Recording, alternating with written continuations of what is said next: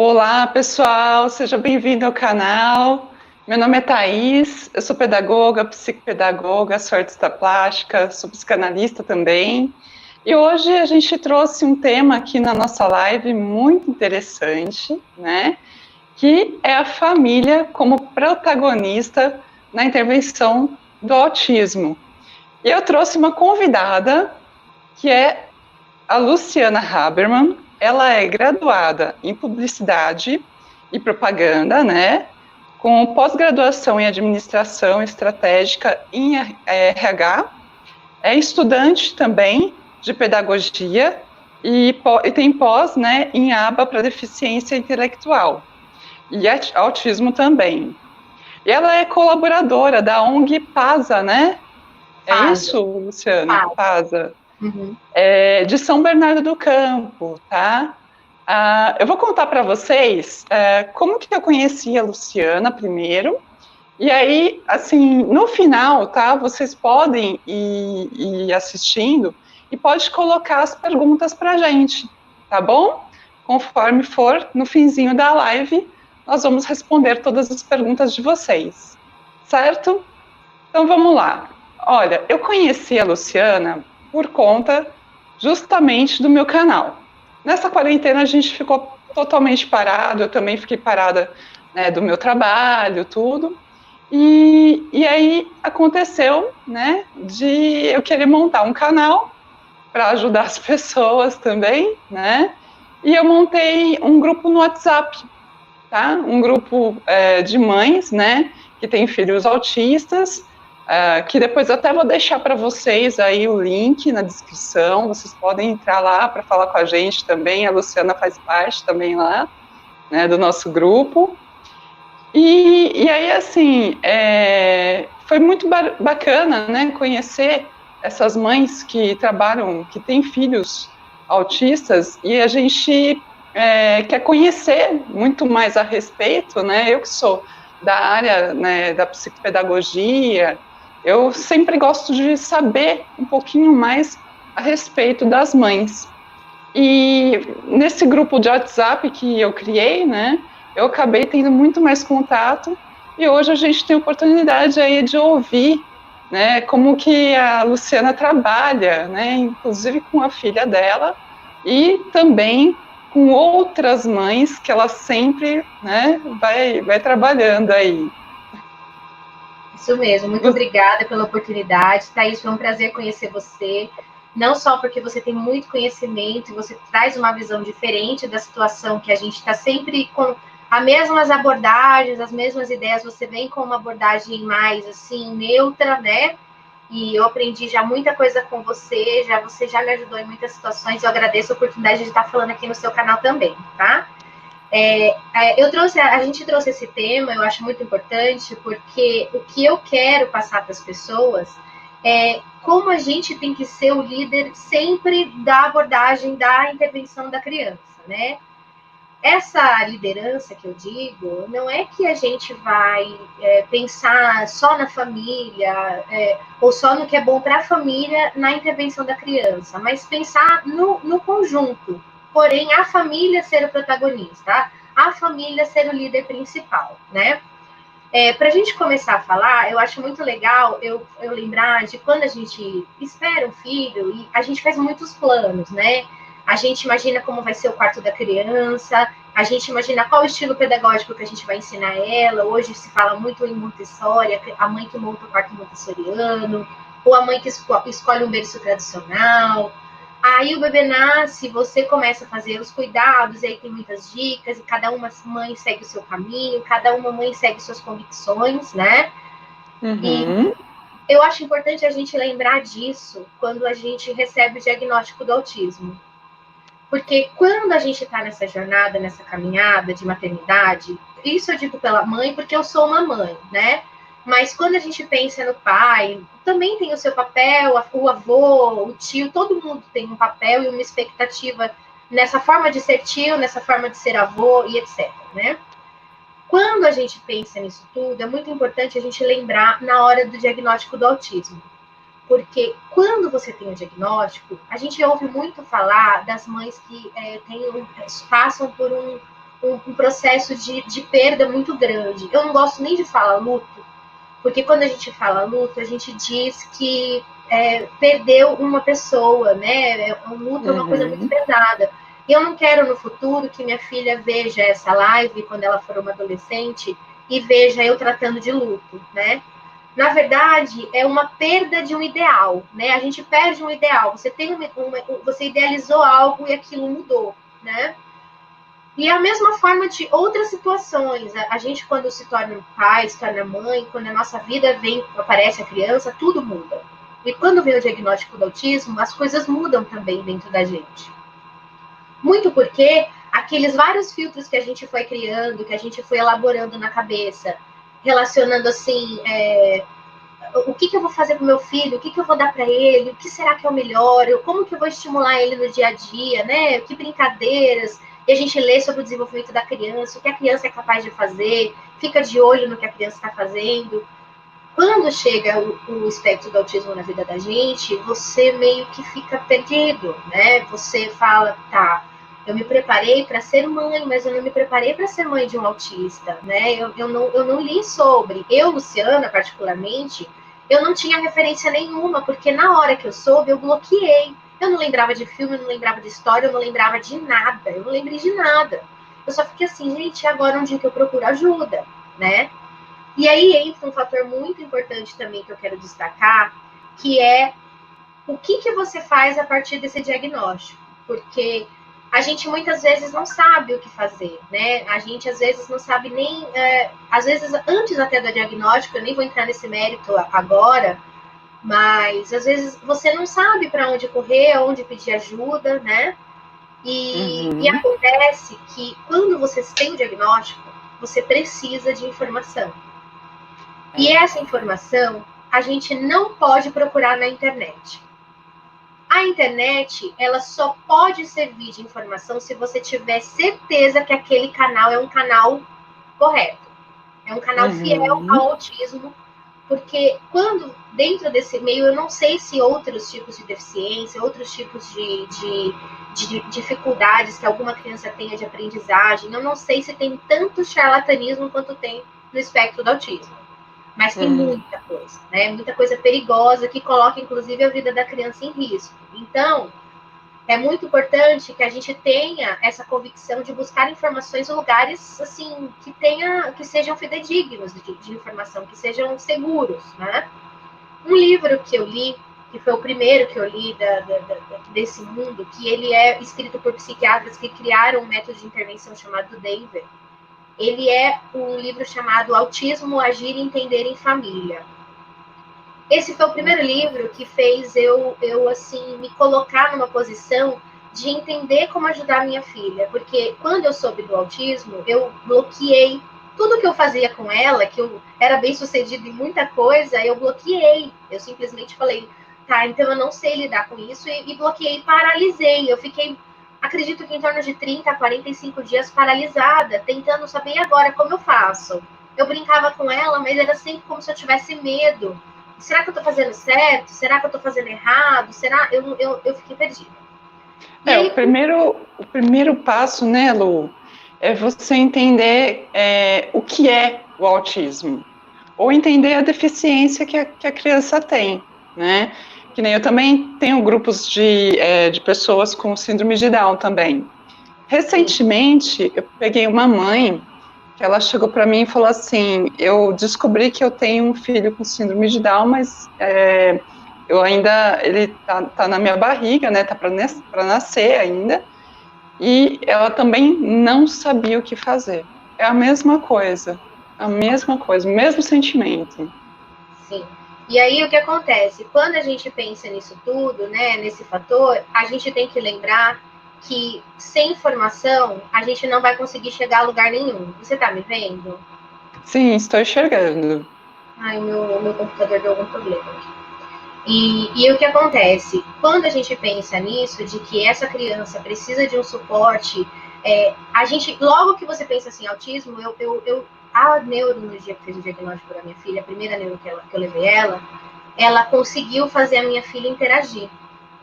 quando ela conseguiu fazer a minha filha interagir, eu fiquei muito impressionada com ela, assim, ela conseguiu de uma maneira muito natural fazer minha filha interagir com ela. E eu falei assim, gente, tem um jeito de chegar nela, tem um jeito simples e natural de chegar nela e eu não sei como que é, mas existe esse jeito. E foi aí que eu comecei a estudar para encontrar esse caminho, né? E por que estudar e saber com o que a gente está lidando, qual é a realidade que a gente está encontrando é tão importante?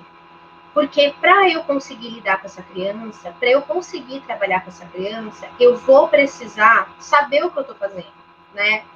E isso não é porque é uma criança atípica, isso é para qualquer criança, né? A gente precisa saber quais são os pontos que a criança deveria ter alcançado e que ela não alcançou. Você sabe que tem um canal que eu respeito muito, que é também da intervenção Denver, de intervenção precoce Denver, que chama Instituto Farol, tá no YouTube. E esse sim, canal, conheço. você conhece, né? Ele é bem famoso. Conheço, sim. O Instituto Farol, ele é muito respeitado e ele fala de uma maneira especial porque ele é pai de autista, né? E eu não sabia que ele era pai de autista. E eu sempre usei o canal como um recurso para entender as coisas. E um dia eu vi uma reportagem, uma entrevista dele, dizendo que ele trabalhava com o filho, como ele era terapeuta, como ele trabalhava com estímulo, ele ia estimulando a criança de acordo com o que ele mostrava alguma dificuldade, e era natural. E ele não sabia que o filho dele estava no espectro. Quando ele fez uma viagem a trabalho, ele ficou ausente por mais de 30 dias, se eu não me engano, e ele voltou, ele percebeu que a criança tinha regredido muito. E aí ele começou a ficar mais atento, e aí ele percebeu que a criança podia estar no espectro. Foi aí que eu percebi que se ele, que era o mestre, não percebeu, quiçá eu, humilde pessoa, né, ter essa pretensão. Porque os pais também se culpam muito, eu não percebi, nossa, eu devia ter visto antes. Às vezes também quando demora muito, no caso, principalmente de um diagnóstico tardio, quando já é um adolescente, né? Mas a gente não deve se culpabilizar nunca, porque o pai e a mãe que é interessado, que estimula o filho e trabalha com o filho, nunca está fazendo isso por mal, né? É que realmente, às vezes, se principalmente é um autista de alto funcionamento, que tem uma questão muito leve, é muito difícil, né? E aí, o que eu faço no FASA é tentar ajudar. Eu digo tentar porque eu não sou terapeuta, né? Então, eu como mãe, faço um trabalho de ajudar essas mães que acabaram de receber o diagnóstico a receber a informação que eu não tive quando eu tive o diagnóstico. Para exatamente deixar essa pessoa mais informada e preparada para agir com a criança. Porque da mesma forma que eu congelei, eu não sabia mais como lidar com a minha filha, eu sabia, mas eu fiquei congelada, né? Hoje eu vejo vídeos eu brincando com ela antes de diagnósticos e X, e eu era super eficiente no meu trabalho com ela, né? Como mãe. E quando eu paralisei, eu perdi tempo. Quando eu fui estudando, nesse livro Agir, Entender e Família, que é o autismo, a primeira coisa que elas falam é sobre isso, sobre a família ser o protagonista da intervenção, sobre a importância da família ser o guia dessa intervenção. Porque vamos pensar, Thaís, em cultura, né? A gente tem cultura brasileira. Então, eu moro no Brasil, vivo no Brasil e eu sigo os parâmetros da minha cultura. Até a cultura varia também de região de São Paulo, de região do Brasil. A nossa cultura brasileira também varia muito, né? Sim. Então, por exemplo, eu tenho amigas que moram no Sul que dão chimarrão para o filho. E aí eu não posso dizer para ela que isso não é bom, assim como ela não pode exigir de mim que eu dê chimarrão para o meu filho porque eu tenho um outro costume, né? A mesma coisa é intervenção.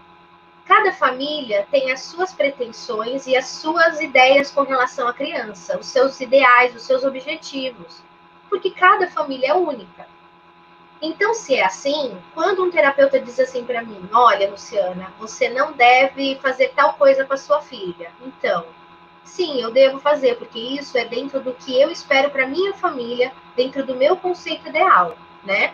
Então, é sempre assim, olha, eu respeito a sua opinião, acho extremamente importante você levantar essa hipótese, mas realmente, para a minha família, esse é um ponto importante, né?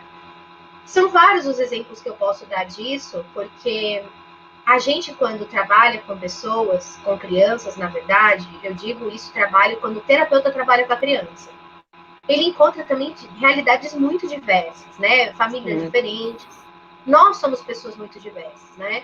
E a gente tem que lembrar também que a condição de estudar, de procurar informação, é muito variada também de uma família para outra. Uma mãe que trabalha o dia inteiro, tem pouquíssimas horas para cuidar da casa e da criança. Essa mãe não vai ter tempo de estudar da mesma maneira que eu, que hoje só cuido das crianças, tenho, né? Então, verdade. a gente precisa também pensar nisso. Então, o que essa mãe pode fazer? Procura palestras. A FASA, a ONG onde eu colaboro, eles têm workshops que agora na pandemia não, né? Mas nós temos workshops que a presidente da ONG organiza, que tem todos os tipos de terapeutas falando, pais dando depoimentos, né? Nós temos também, a gente pretende para o ano que vem criar um curso preparatório de pais, assim que terminar a pandemia, né? A gente criar um curso preparatório de pais, realmente para dar essa instrução inicial e para todo mundo ter acesso à informação, independente de nível de instrução e etc, né? Porque eu faço pós, por exemplo, mas eu já tinha uma graduação. Eu faço pós em aba para autismo e deficiência intelectual. Mas se eu não tivesse graduação, as coisas ficariam mais difíceis, de repente, para eu ter um ensino formal dessa maneira, né? Pois é. Então, buscar informação é muito importante, mas também manter na sua mão a rédea da intervenção da criança, né? Um outro exemplo muito importante que eu sempre falo, da cultura da família também, do diagnóstico, é se a gente não lidera a intervenção do nosso filho, se a gente não se preocupa, porque quando você vai no neurologista, ele dá geralmente um start básico padrão do espectro, que é o fono, o psicólogo e o terapeuta ocupacional. Essa é o que eles chamam de tríade elementar do tratamento do autismo, né? Os neuropediatras e os psiquiatras começam por aí. Quando vai andando e a criança vai se desenvolvendo, aquilo é reavaliado. O que está bacana, vamos aumentar aqui, vamos diminuir ali, e as coisas vão evoluindo. Assim como tem um momento também que a criança ela chega a receber alta da fono, ela chega a receber alta da terapia ocupacional, porque ela já está mais independente, já se desenvolveu. Só que quando você fala em crianças pequenas, muito pequenininhas, como a minha filha que foi diagnosticada com 2 anos e 2 meses, é muito complexo. Porque para ela se tornar independente vai levar anos e anos, né? Para ela se tornar assim, tomar banho sozinha, comer sozinha. Isso eu não estou falando nem cozinhar, porque independência é cozinhar, né? Ter um trabalho, isso é independência total. Mas para ela ter mais independência vai demorar muitos anos ainda. Então, a gente tem que ter paciência.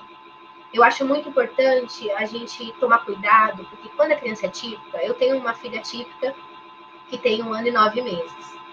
Quando a criança é típica, você percebe que o seu comportamento é diferente com a criança, né? A gente fica tomando cuidado com o que está falando com a criança. A criança, de repente, tem uma reação ruim, a gente toma cuidado com relação ao comportamento. Fala, não, ela é pequenininha, ela vai aprender. E quando é no espectro, a gente tem 2 problemas. Um é, essa criança precisa aprender e a gente insiste, às vezes, de uma maneira muito drástica. Isso estou falando com terapias também. E o segundo problema é uma ansiedade, né? É uma ansiedade que toma, que fala assim, meu Deus, eu não sou capaz, então abandona. Então, assim, o que eu digo, o que eu posso dizer para os pais que querem protagonizar essa intervenção, que querem guiar as crianças para um futuro bacana, para um desenvolvimento bacana, é cuidado, né? Vão com calma. A criança ela tem uma forma diferente de aprender, a criança autista. Às vezes a gente precisa de um repertório muito maior de características, de atitudes mesmo, né? Se não funciona de um jeito, você tenta de outro, você tenta com figuras, você tenta com vídeos, você tenta conversando, pede para outra pessoa fazer, porque às vezes a criança não aceitou bem uma instrução sua, um ensinamento seu, mas aceita de outro. Isso fora os terapeutas, né? Tem as terapias também que são extremamente importantes. principalmente uma criança que acabou de receber o diagnóstico, os terapeutas ajudam muito na indicar caminhos com relação a essa criança, né? A direcionar o comportamento, o tratamento e estudar. Então, o nosso papel, assim, como terapeutas, né, só para poder falar para você, é justamente também tentar ver se consegue, né, trabalhar em conjunto a família e a criança em si. Na verdade, o foco é a criança. A gente tem que sempre pensar, né, necessariamente nela, tá? Porém, é lógico, né? Ela vai ter algumas coisas que às vezes ela faz em casa, mas não faz em escritório, né? Em consultório, ela não faz, né? Mas a gente sempre tem que procurar ter essa conversa com a família para poder ajustar, porque o que ela faz em casa, muitas vezes ela pode sim até repetir o que ela está fazendo em consultório.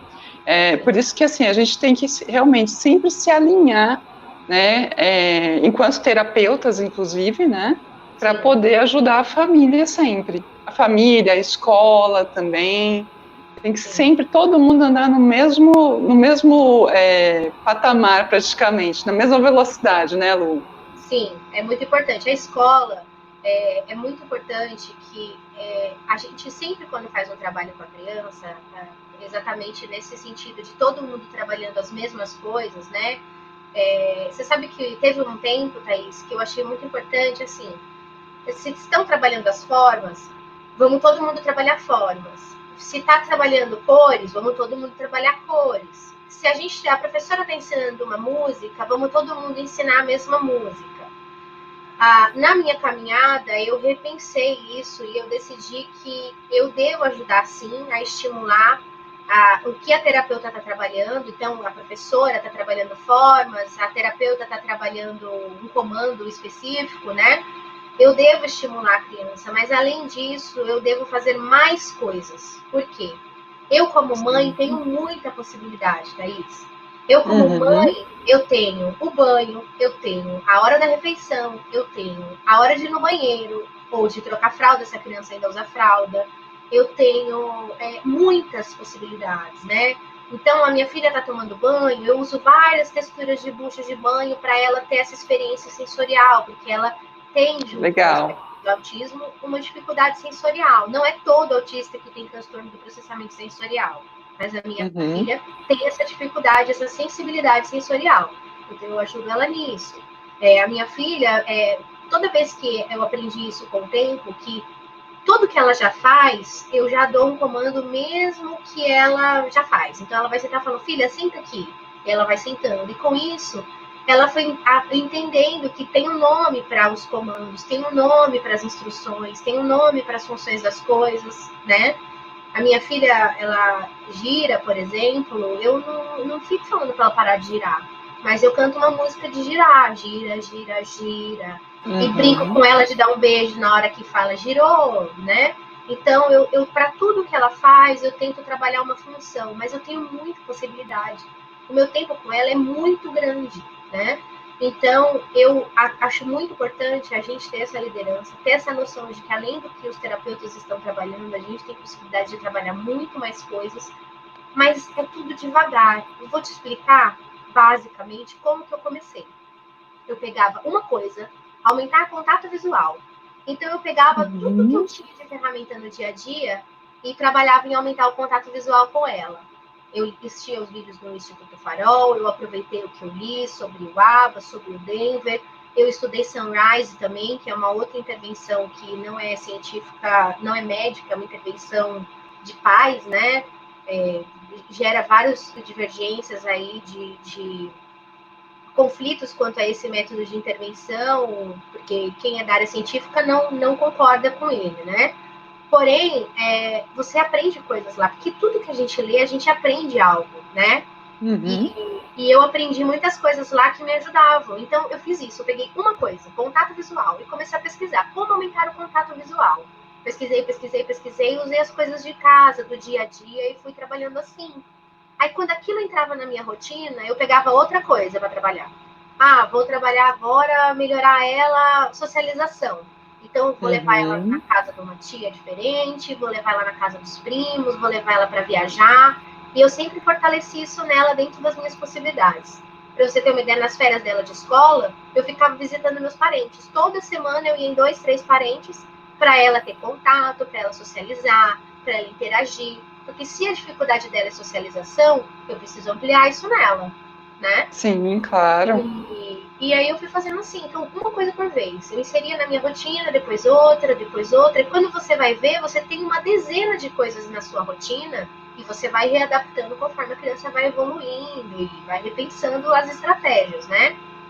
Mas é fundamental que a gente esteja na frente dessa jornada, porque o pai e a mãe, uma vez um amigo meu me disse assim que o professor mais querido é aquele que a gente aprende melhor.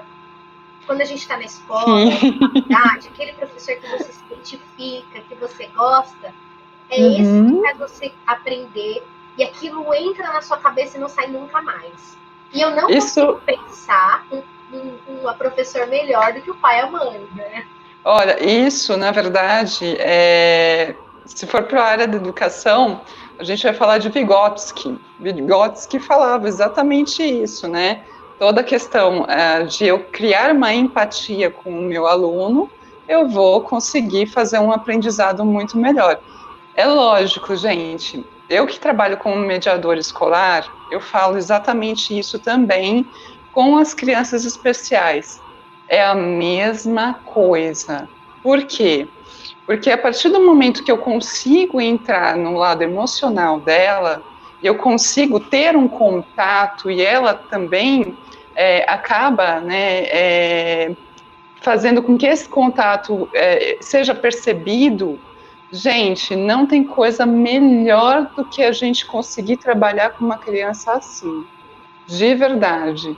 E para os pais, a mesma coisa, né? Os pais, assim, até eu falo que realmente, desde criancinha, tem que tentar estimular, tem que continuar nesse processo mesmo. Não vai ser fácil, né? É um processo que é muito, muito demorado mesmo, Muito. tá?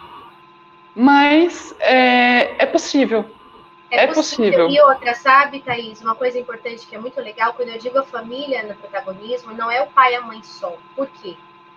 Muitas vezes, às vezes, quando eu vou ajudar algumas famílias, você percebe que toda a família atribui à mãe a responsabilidade disso.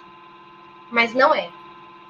Todo mundo que tiver, assim, a possibilidade de mexer com essa criança de alguma maneira, de encontrar um caminho de acessar, de brincar com ela, de achar um campo de interesse com essa criança, é muito importante, porque todo mundo contribui. Você imagina que eu lembro que eu assisti um documentário quando eu estava grávida, que dizia assim que é preciso uma vila para criar uma criança, né?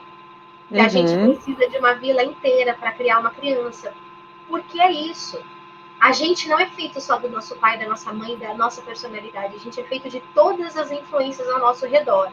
Então, o avô, a avó, o primo, os tios são fundamentais nessa jornada, né? Então, assim, eu Então, insisto muito mesmo para conviver com a minha família.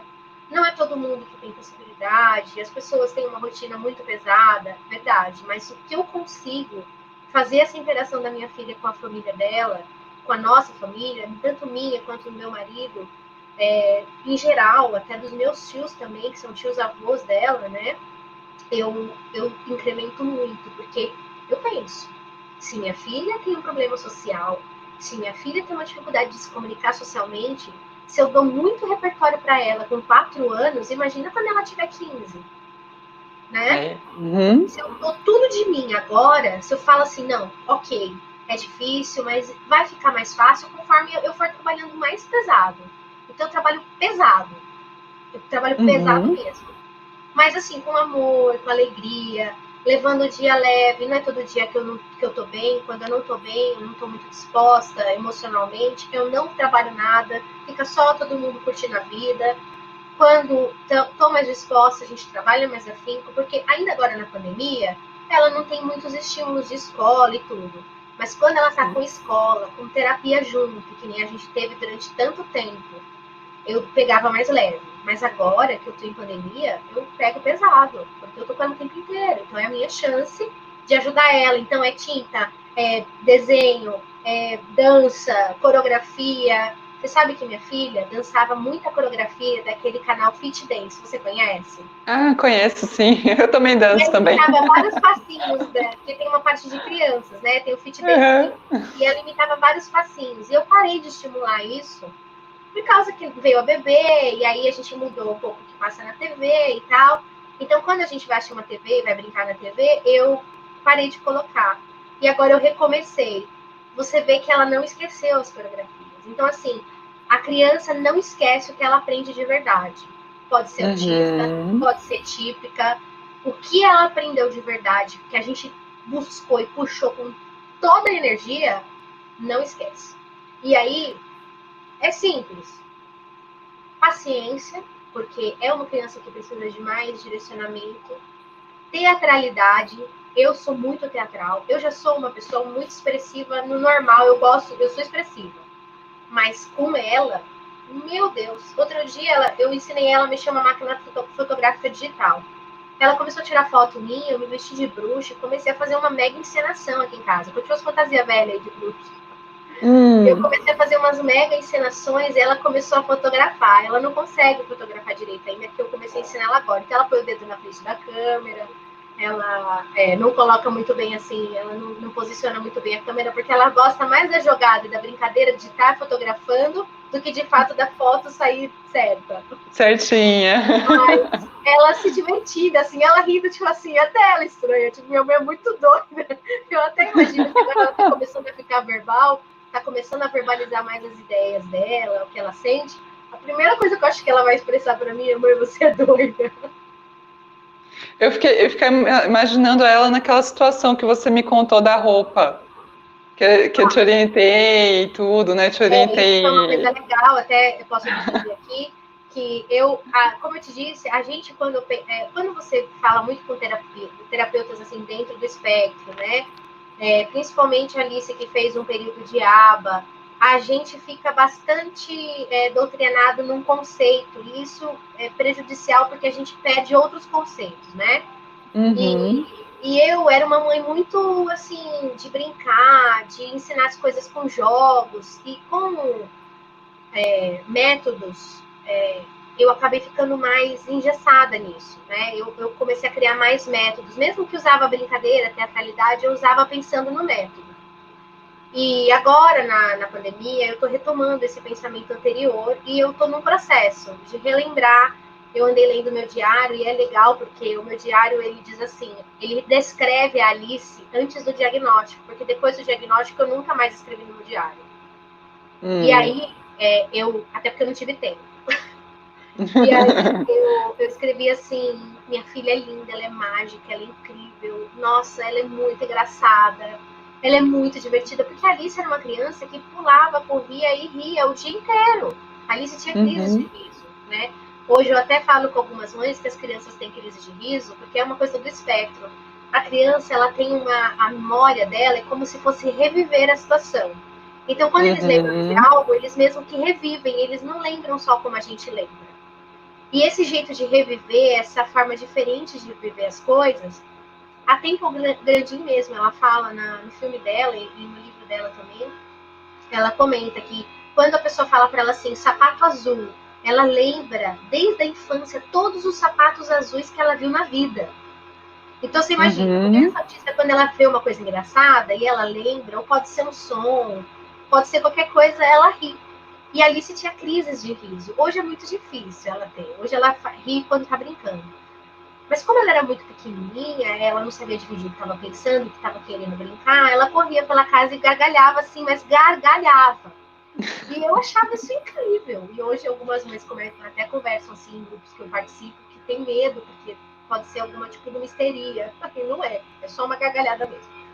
E eu perdi muito isso, esse olhar que eu tinha, esse olhar simples, né? Tudo a gente fica assim, o que será isso? Mas isso é um problema também, os terapeutas me ensinaram muito a não ficar falando isso é do autismo ou isso não é do autismo. né?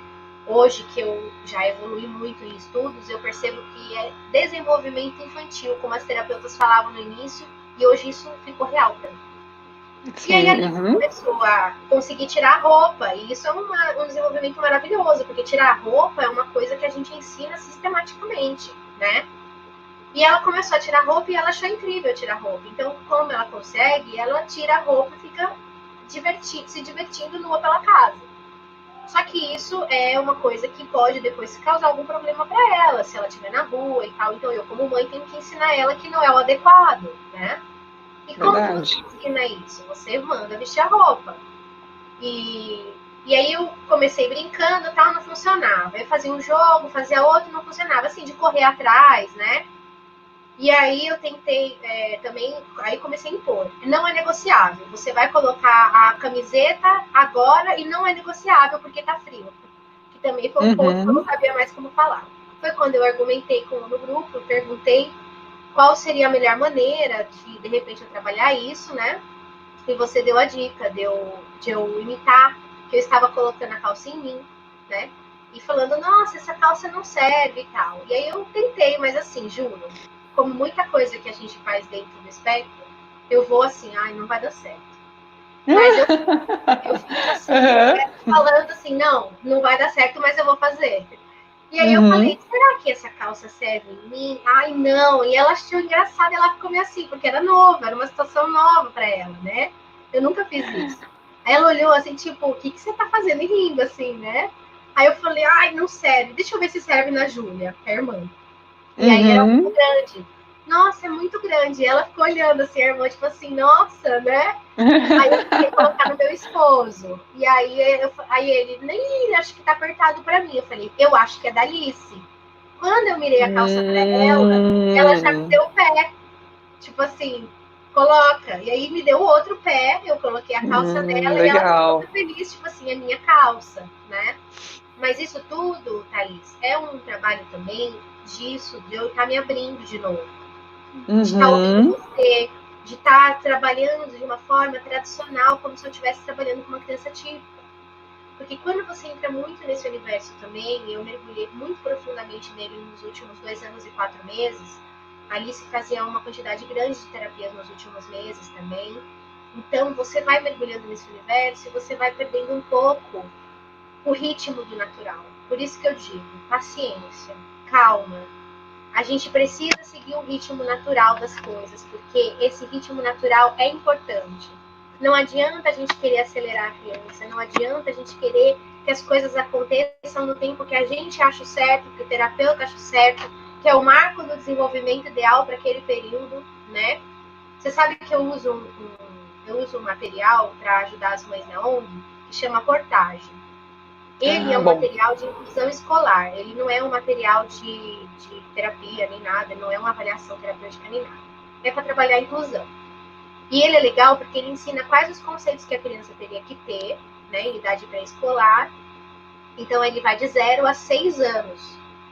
É aí que eu acho um caminho para poder tanto eu trabalhar com a Alice, o que ela precisa saber que ela não sabe, e aquilo me iluminou muito, porque eu também comecei a perceber que a Alice faz coisas à frente da idade dela. Ai, que bom. Porque a Alice, ela, pouquíssimas coisas, assim, 1 ou 2 coisas, por exemplo, de motor ela faz, né? Ela anda de patinete de 2 rodas, mas bem pouco, mas ela anda. Isso é à frente da idade dela, né?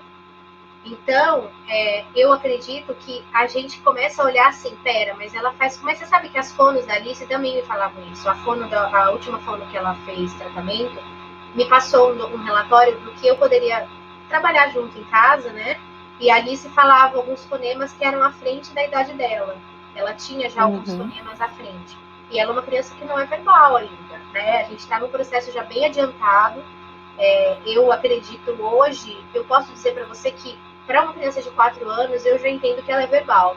Porque ela faz perguntas, ela responde perguntas, ela fala de sentimentos, né? Tô brava, tô triste, tô com fome, tô com frio.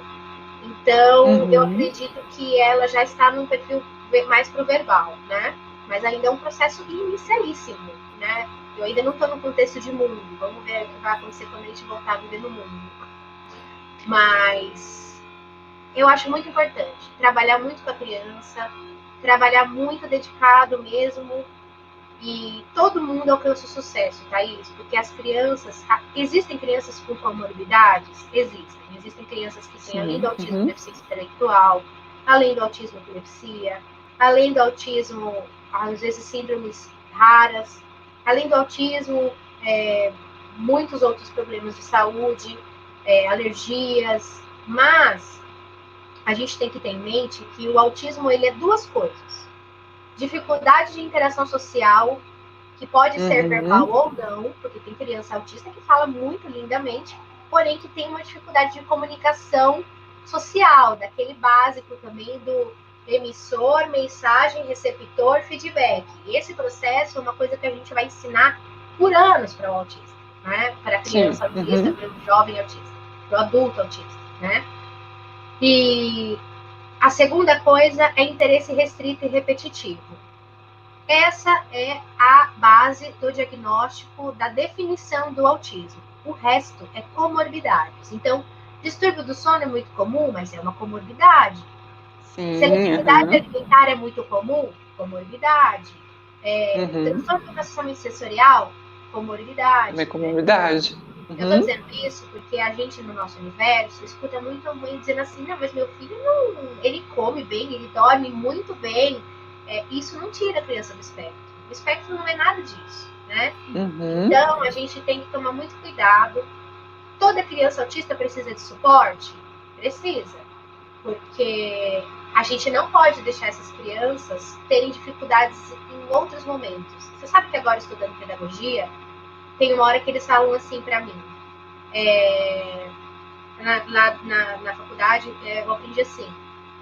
Quando você está na idade, você sabe mais que eu, inclusive, quando você está na adolescência, a gente precisa pertencer a um grupo. O adolescente, para ele se desenvolver plenamente, ele precisa fazer parte de um grupo. Qualquer que seja esse grupo, que ele se identifique e que ele seja bem recebido. E nisso vai interferir o desenvolvimento dele, vai interferir na autoestima dele, o que pode aí desencadear também até uma depressão. Se é uma criança que está no espectro, que a família não aceitou ou não conseguiu o diagnóstico ou não sabia e descobre, tem que fortalecer a comunicação dessa criança, porque ela vai ter dificuldade. E fazer parte de um grupo demanda da gente comunicação. Se eu só falo daquilo que eu gosto, eu não entendo que eu tenho que falar um pouco do que o outro gosta, como que eu vou conseguir me relacionar? E isso é ensinado, e tudo é aprendido. O ser humano é capaz de aprender tudo. O autista severo é capaz, o autista severo com comorbidades, o autista leve, o autista moderado, isso daí de leve, moderado, grave, severo, eu acredito também que vai perder muito a conversa com o tempo. Porque quando você tem o diagnóstico de uma criança de 2 anos, como foi minha filha, como que ela não vai ser enquadrada em severo? Porque ela não come sozinha, ela não cozinha, ela não toma banho, ela usa fralda, ela é severa. Mas eu vou trabalhando isso, ela vai se desenvolvendo, ela vai crescendo, ela vai indo para um aspecto mais leve do autismo.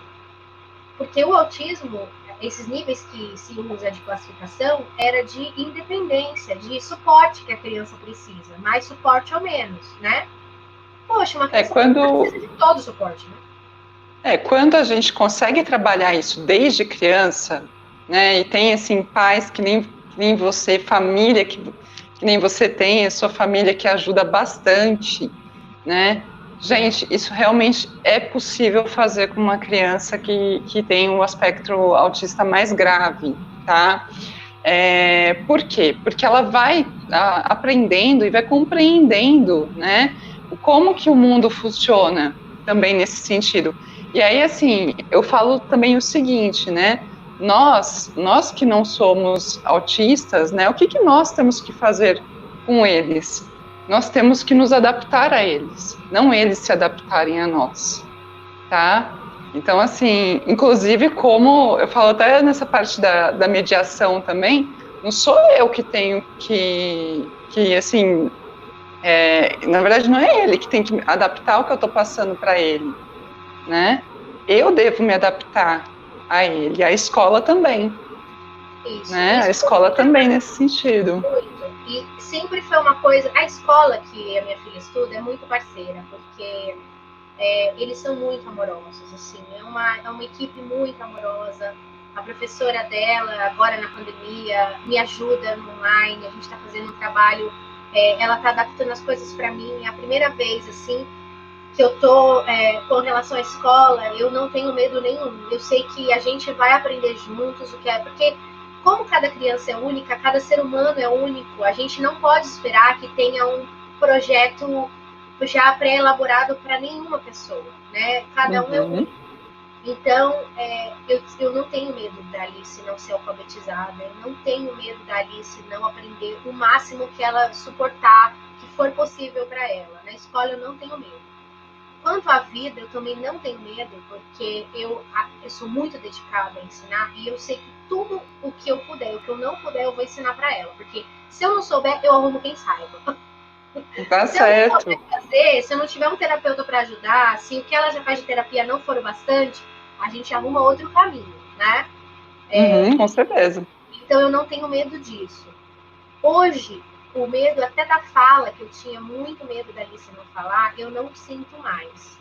Porque no ponto que ela está hoje, de comunicação gestual, eu já consigo entender tanto dela, que ela só tem 4 anos de idade, que eu imagino que com o futuro a gente vai só evoluir muito mais. O que eu tenho medo, de verdade, é do mundo para Alice.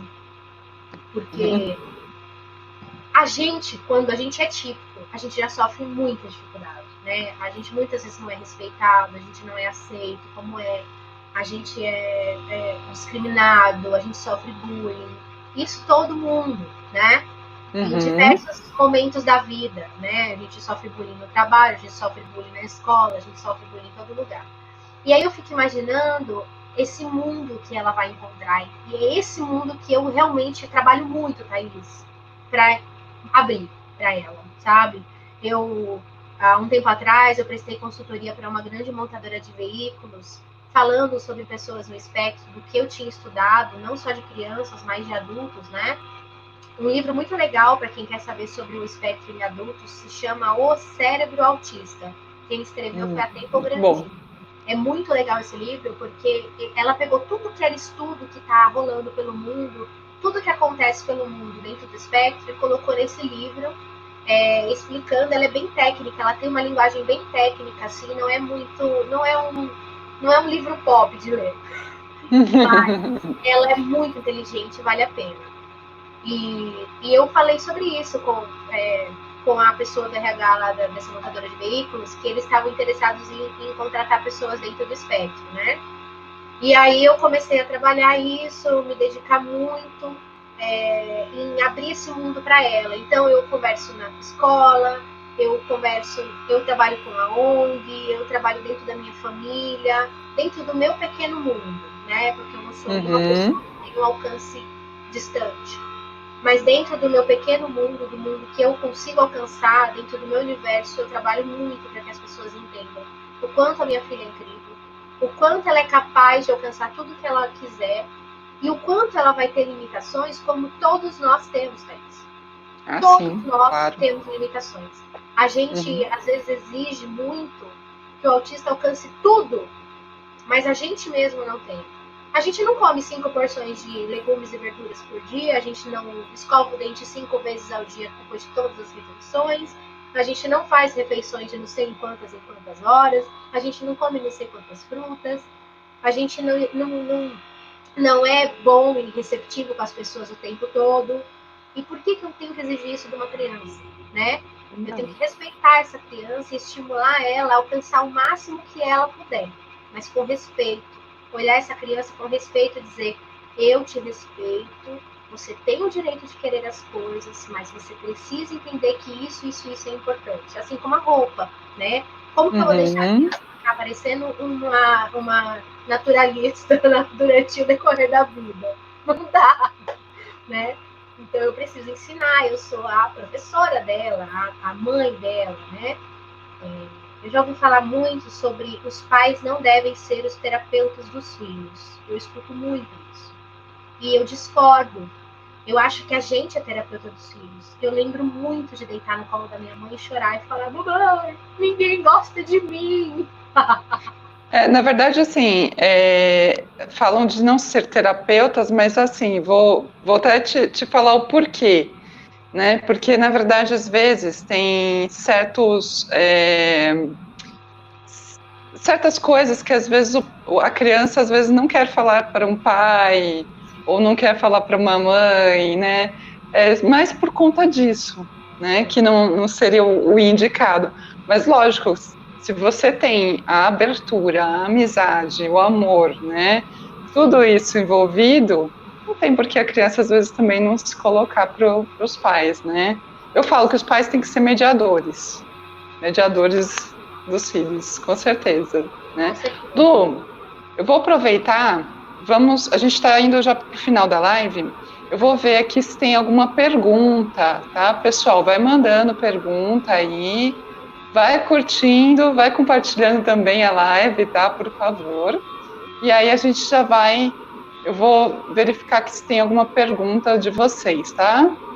Deixa eu dar uma olhadinha. O pessoal está falando parabéns pela iniciativa, levar esse conhecimento. Deixa eu ver aqui. A live de vocês é show. Obrigada, José. Está falando de nós duas, José. Lu, você consegue traduzir de forma simples tudo que nós, pais de autistas, já sentimos e ainda sentimos. Tá? É a Vanessa que está falando aqui. Show, parabéns, queridas, né? Que é a Verônica que falou. Deixa eu ver aqui. Certo. O pessoal da atividades pedagógicas também está falando que lindo seu empenho, Luciana, para ajudar a sua filha. O papel da família é fundamental no desenvolvimento da criança. Deixa eu ver. A Selma está falando o seguinte: que mãe maravilhosa você é, Lu. Super interessada, integrada, dedicada. Usou e usa toda a sua inteligência, que sempre foi um diferencial para o seu educar. O melhor fazer brotar a vida. A Rose também falou que tem muito orgulho de fazer parte da sua família, né, da família da Alice. Olha que legal. São bem-vindos aqui também, tá? Deixa eu ver aqui. Então, a Maria da Graça também está falando. Esse é realmente o grande problema. Quem convive com autistas sempre está aberto a aprender, mas o restante das pessoas do mundo não estão abertas. Já passei por muitas situações chatas e humilhantes, por isso que eu falei para vocês. Nós temos nos adequar a eles, não eles a nós. Né? Então, e aí a sociedade também, né, que também acaba não percebendo isso dentro do aspecto. Isso, né? A gente não é ensinado a lembrar disso. A gente fala muito de respeito, de entender as diferenças. As pessoas falam muito, mas fazer as coisas é diferente. Você sabe que eu viajei com a minha filha? E a minha filha estava na piscina, assim, nadando, e tinha uma mãe com a filha dela. E a minha filha se aproximou de forma, assim, bem próxima das duas, né? Interagindo com elas, só que de uma forma inapropriada na sociedade do que a gente imagina que respeitar o espaço do outro, né? E ela tá sendo ensinada essas coisas, mas ela tem 4 anos e ela tá dentro do espectro. Para ela, eu vou ensinando as regras de acordo com o que vai aparecendo, sem pressão, sem esculhambação, né? E aí verdade. Cuidado, quando as pessoas são assim, não conhecem a gente não pode se aproximar muito. E eu falo muito também para a pessoa ouvir, né? E aí, quando eu saí com a minha filha, as duas ficaram comentando. E a filha que eu tô falando tinha em torno de 6 anos. Então, essa mãe, ela já tá passando para essa criança uma coisa negativa, né? Ela tava já falando num tom pejorativo, tipo assim, nossa, que esquisita, né? E isso é uma coisa ridícula que eu tô contando, bem pequenininha, mas eu, assim como essa mãe aí, já vi muita coisa triste também. Já tive muitas vivências muito tristes, mas eu sempre levanto a cabeça e digo, calma que eu vou ensinar, E quando eu ensinar, ninguém vai segurar. Vai conseguir, é isso aí, né? Vou ensinar, e aí quando eu ensinar, depois vão falar assim, nossa, isso aqui, nossa, como é educada, como é gentil, como já falam muito hoje, né? O quanto minha filha é educada, o quanto ela é amorosa, o quanto ela é gentil. É isso que eu quero, o mundo, o resto do mundo que trabalhe para virar gente, porque a minha filha, eu trabalho. E ela Tá trabalha certo. comigo, ela é muito top. Ó, a Dani Cordeiro, sou professora da Alice e tenho o maior orgulho da nossa princesa. Ai, Aí ela é ela falou: maravilhosa. parabéns, Lu, por toda a sua dedicação, admiro muito você. Deixa eu ver aqui se temos mais alguma outra pergunta. Tem bastante gente, assim, falando parabéns, parabéns para você, né? Isso é muito bom, com certeza. Ah, Thaís, eu vou falar, eu não posso reclamar não, porque eu sou uma pessoa que eu recebo muita ajuda, muito amor das pessoas. E a Alice, graças a Deus, também reflete isso tudo nela, né? A Alice, ela é cercada de amor, ela é cercada de ajuda, ela é cercada de força. E toda criança, independente do comprometimento do espectro, se ela for cercada de amor, de confiança, não tem como dar errado, assim. A gente tem o máximo que a criança conseguir avançar é o que a gente tem que trabalhar, né? Sem fantasias Verdade. irreais. É verdade. Não, a gente tem que aproveitar realmente, estimular ao máximo, né? Essas crianças, porque, olha, eu falo por mim, eu como também pessoa que trabalha com educação especial, eu, nossa, cada passo que eles dão, cada melhoria que eles dão, é uma festa para mim que eu fico muito feliz, sabe, de poder participar também disso, né? Eu também Então, te entendo. é para você mais ainda, que você é a mãe, né? Então, Não, e assim, quando outras crianças, que às vezes eu converso com a também, né? mãe e a gente troca informação, e eu passo como informação do que eu já aprendi, a gente troca e tal. Quando eu fico sabendo que a criança ganhou uma habilidade, desenvolveu alguma facilidade, ou eu tenho já algumas mães que fazem parte do meu coração, que seguem a jornada comigo de mãos dadas, cada coisa que a criança evolui, cada coisa que conquista, eu fico feliz, imagina. Como professora, espero um dia também conseguir lecionar, espero Ah, também sim. ter a mesma alegria. E Lu, tem gente falando também, a Fátima falando assim, ó, é de grande importância estas colocações de maneiras práticas na vida da criança, tá? Assim, a gente chegou ao final da live, pessoal, mas eu quero agradecer demais a Luciana, porque ela trouxe toda a experiência dela como mãe, né? Eu falo que, assim, como profissional, a gente vê um lado, né? Que é o lado, realmente, estamos trabalhando do lado profissional para focar na criança e tentar trabalhar com a criança. Mas como, assim, relato das mães, né? Eu sou o tipo de pessoa que eu procuro ver também o lado da família, tá? Como profissional também. Isso me traz uma soma muito grande no meu trabalho. E assim, é de extrema importância quando a gente tem uma mãe que sempre está ajudando, se especializando, assim, correndo atrás mesmo para poder ajudar o seu filho, tá? É de extrema importância, viu, Lu? Fico muito feliz que você veio aqui no meu canal, tá? E quem quiser me procurar, tanto pelo grupo lá do WhatsApp da Thaís, tanto eu quanto Isso, ela, eu sempre estou disponível. Eu nem sempre respondo rápido, porque às vezes eu estou ocupada, mas eu sempre fico disponível para todo mundo. Eu sou uma pessoa meio que 24 horas online, então contem comigo sempre. Quem tiver dúvidas dos livros e tal, a Thaís sabe direitinho, ela já tinha pegado comigo tudo, os livros que eu li. Vale a pena estudar, porque a gente ganha muito conhecimento e vai evoluindo. Agradeço você, Thaís, pela oportunidade aqui de ter me convidado. obrigada. Me senti lisonjeada, obrigada mesmo. E é um prazer, Imagina. espero que cada palavra que eu disse, que fortaleça o pai, a mãe, a avó, o tio que cuida, que está junto de uma criança no espectro ou de qualquer deficiência, porque é uma jornada que só quem está dentro é que sabe como a gente ama e como a gente luta, viu? Tá Obrigada mesmo. certo. Um grande beijo para você e até quando você quiser, tô dentro. Fazemos de novo. Tá bom? Um grande beijo, pessoal. Até. Depois eu vou deixar aqui na descrição as coisas, tá? Todos os livros, tudo bonitinho. Tá bom? Até mais, pessoal. Até mais, gente. Beijo. Pronto.